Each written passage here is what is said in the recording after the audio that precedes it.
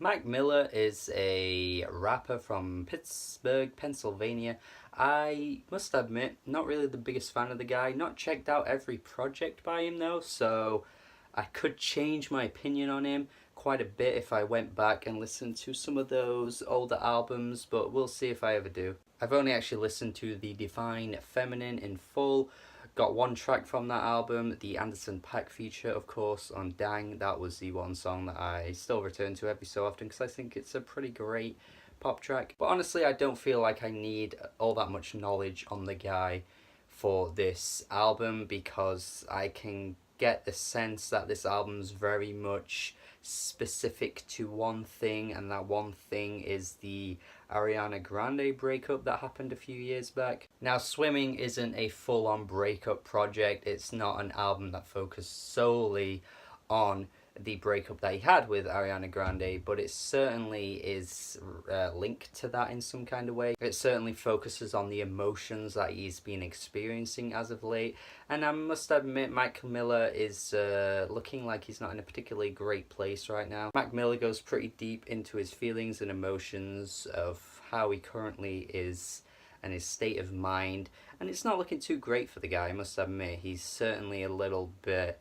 on the bad side of things, I must say. But on Swimming, he's certainly trying to find something to latch onto, something to grasp, to sort of get the whole understanding of everything, to sort of see where he's going wrong, how he can get better and all that kind of stuff. And I must admit the whole experience isn't exactly the most invigorating thing to me. I'm not attentively locked in the whole time during this album. I certainly appreciate it for what it is. I certainly admire Mac coming through and telling us his personal details and how he can sort of find something positive in anything that's currently going on. But in reality, this album suffers in way too many areas. I mean, for one, musically, it's not exactly the most gripping thing you will hear. It's certainly pretty one note throughout the whole album. There are a couple of moments where the instrumentals pep up and your ears perk up and you're like, oh, something's happening. But they are very few and far between, man. I mean, the one track I would say that is the most ear-grabbing is the track Ladders. Now, this is a track that has some pretty light funk instrumentation.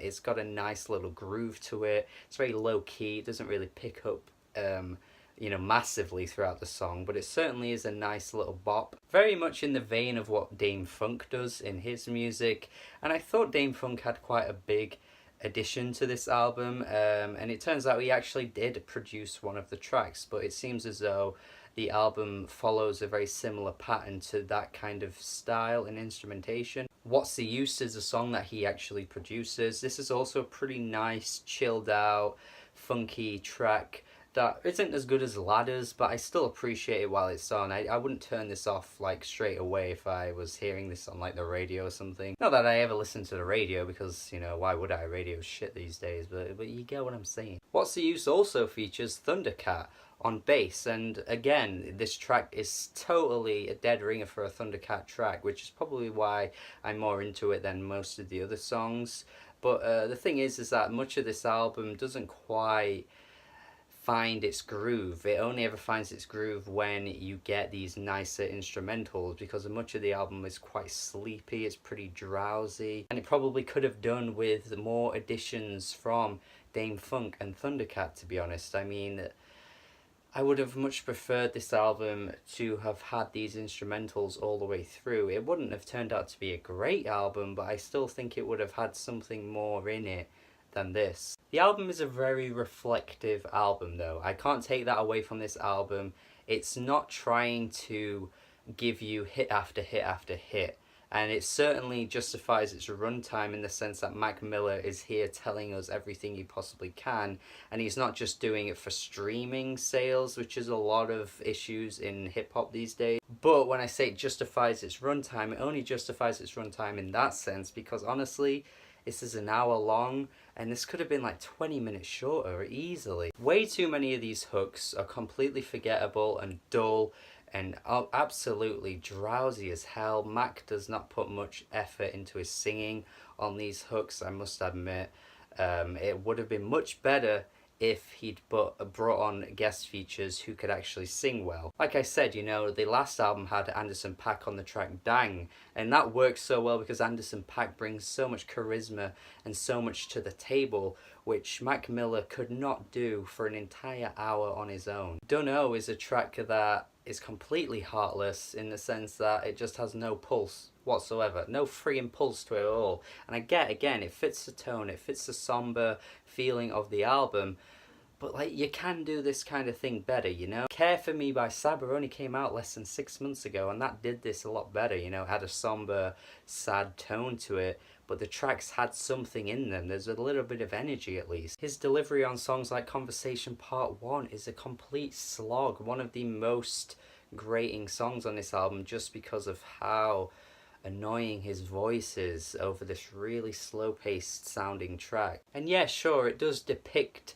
a relationship incredibly well, a crumbling relationship well, in the sense that two people are just completely opposite to each other, they're just not on the same page at all, and it does that kind of well, but it just doesn't help by the fact of how bad this song sounds. I would say Jet Fuel is actually one of the few moments where the somber tone works in its favor. It actually has like a really nice instrumental to it, and the singing right at the end of the track, there's a bit like auto-tune going on, and it's actually really beautiful. Like, honestly, this singing at the end probably could have been used on more songs. I don't know if he was a bit worried to use it more in case it got a little annoying, but I do honestly think the singing here is quite wonderful to listen to. I do like 2009 as a lyrical cut. I mean, I must admit, the sort of way he's looking back, like, you know, 9 years ago, how his life was and how it's completely different now, and it's drastically changed for the worse, but at the same time he's actually learnt a lot in this time. It's quite a realistic song in the sense how people grow from experiences and reflect on how things happen. But to me, I think this is actually one of the few times this album actually has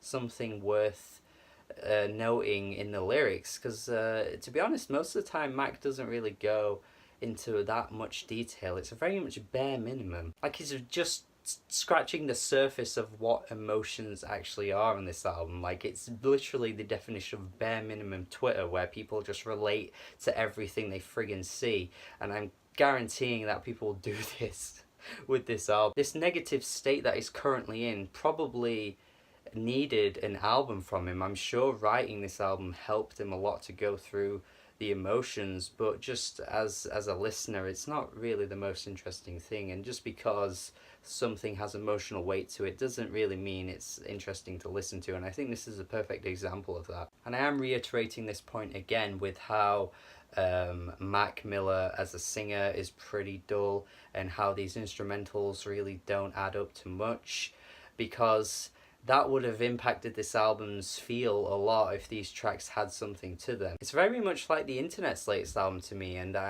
it's kind of like the same feeling I got from that. You know, everything's so drab that it just can't grab my attention for any longer than like 30 to 40 seconds every song. When you do hone in on what he says, you know, you're not really getting a great deal of interesting lyrics to read into, to be honest. Before I finish off my review, I do want to say how the track Perfecto totally is a dead ringer for the Chicago scene right now. I mean, the verses totally reminded me of Mick Jenkins, like his flow on that track really reminded me of Mick Jenkins, and then chorus comes in and the instrumental changes up slightly, and it's eerily similar to a No Name Gypsy song from her Telephone mixtape. Like, I was just like, huh?